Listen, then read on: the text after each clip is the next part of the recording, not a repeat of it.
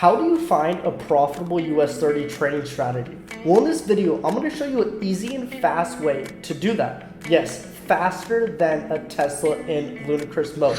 So over the next 5 to 10 minutes, I need your full attention. Obviously, human beings don't have an attention span more than 15 minutes. So like I said, I'm going to keep it very short and simple. I'll see you guys in my computer in just a second. Now, the two time frames I like to use when trading US30 is the minute 5 and the minute 15.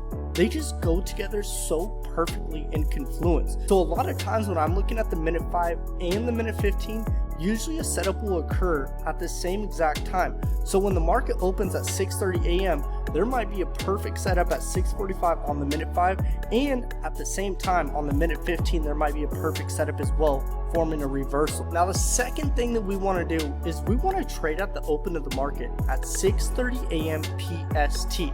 If I give you any times, they are in the California time zone. Now the reason as to why we trade at the open of the market is because that's when there is the most volume going on, meaning that everyone and their brother and sister are trading at the open of the market. So this is the best time to trade, so you can get the most amount of pips and you can see the biggest movement in a very short amount of time. Step 3, how to execute a trade. Now, like I said a second ago in step 1, I like to use the minute 15 and the minute 5 time frame in confluence. If you guys go back in time and look at US30, NAS100, another indice like that, you will see that most all the time between the times of 6:30 a.m. to 7 a.m. there will be an opportunity for you to get involved in the market. Maybe it's a reversal, a doji candle, a spinning top, something of that sort, or you could just see the market already dropping and going into a certain trend. So with me, I like to enter the trades between 6:30 a.m. and 7 a.m. Those are the prime times for me to get into the markets. Now step 4, what lot size should you even use trading US30? Now, for a lot of you that are just starting out trading US30, trade it on a demo account first. I do not want you to blow your account and lose your hard-earned money, so definitely trade on a demo account first. Now, when we're trading US30 or NAS100 or another indice, I like to use a 0.01 lot size for every $1,000 in my trading account. So if I have $5,000, I'm going to be using a 0.05 lot size.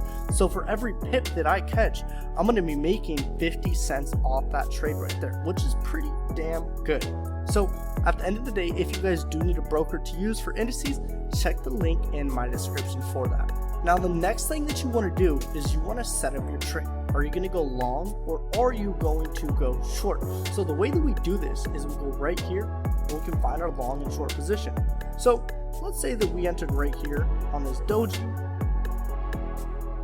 Let's say that we were going to go short, so we would have our stops right above these pins right here, and then I'd have my take profit 2 times the size of my stop loss. So the cool thing here is it says 333. That is our stop loss right there. So we're risking 333 pips. So to make a 2-to-1 risk reward ratio, I want at least, I would say, 700 pips of profit. So I'm going to put my TP, let's say like right a little bit down. Okay, right there is good. Perfect. So you guys can see that our take profit is 732 pips. Pretty good risk reward, and you guys can see right here it says risk reward 2.2, so our take profit is about 2 times bigger than our stop losses, which is very good. Now the next thing that we need to do is be patient. We can't force the market to do anything. So over time, as you guys are trading maybe at the open of the market or another time, you're going to get a lot of feedback. You're going to be able to take notes in your notebook if you have one. And if you don't, I would highly recommend that you get one. And as well with that, you're just going to be able to see what happens. So I always recommend that you don't trade more than 5% of your account. That's just my personal preference. It's really up to you at the end of the day, but you can be risking about 3 to 5% of your account.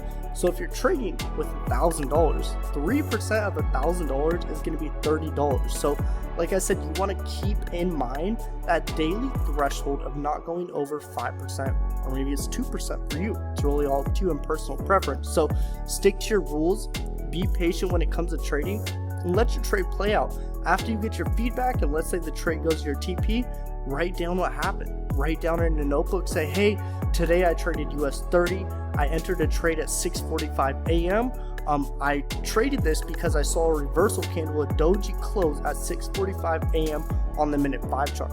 As well with that, we already were in a downtrend on the minute 15, so the confluence was there, and within 5 minutes I was able to catch 732 pips on one 5-minute candle. I'm very pleased with my profits, I'm pleased with the way I performed today, and I'm very excited to see what else I can do in the future. Just a simple note like that, so you can track all your records on what you did later on in the year and 2 years from now, and you're just going to see yourself progress as a trader. So I appreciate you guys watching this video. If you could hit that subscribe button, leave a comment below on any other future videos that you would like me to go over, and as well with that, smash that like button so other traders can see this video as well. Hope you guys enjoyed this video. I'll see you on the next one. Peace out.